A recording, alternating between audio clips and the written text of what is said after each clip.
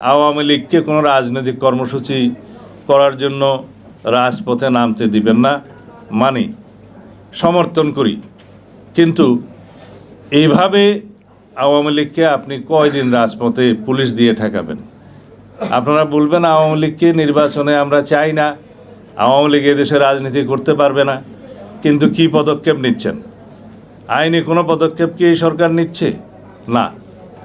আমরা বলেছিলাম সংবিধানের 47 অনুচ্ছেদ অনুসারে রাজনৈতিক সংগঠন হিসেবে আওয়ামী লীগের বিরুদ্ধে গণহত্যা এবং মানবতা বিরোধী অপরাধের জন্য বিচারের ব্যবস্থা করা হোক এবং সেই নিরিখে সংশ্লিষ্ট আইন, আন্তর্জাতিক অপরাধ আদালতের আইন সংশোধন করার আমরা দাবি জানিয়েছিলাম, এদেশের মানুষ দাবি জানিয়েছিল। এই সরকার অধ্যাদেশ এবং আইন সংশোধনের জন্য পদক্ষেপ নিয়েছিলেন। হঠাৎ করে তারা ক্যাবিনেট মিটিংয়ে সিদ্ধান্ত নিলেন এটা করা যাবে না। কেন? আওয়ামী লীগের একদিকে আপনারা চাইবেন রাজনীতিতে নিষিদ্ধ হোক, আবার তাদের বিচার করবেন না, আবার পুলিশ দিয়ে তাদের রাজনৈতিক কর্মসূচি আপনারা বাধা দিবেন।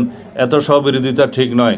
আমরা পরিষ্কার করে বলতে চাই, বাংলাদেশের মানুষ গণ অভ্যুত্থানের মধ্য দিয়ে, ছাত্র জনতার বৈপ্লবিক গণ অভ্যুত্থানের মধ্য দিয়ে এদেশের মানুষ আওয়ামী লীগকে প্রত্যাখ্যান করেছে।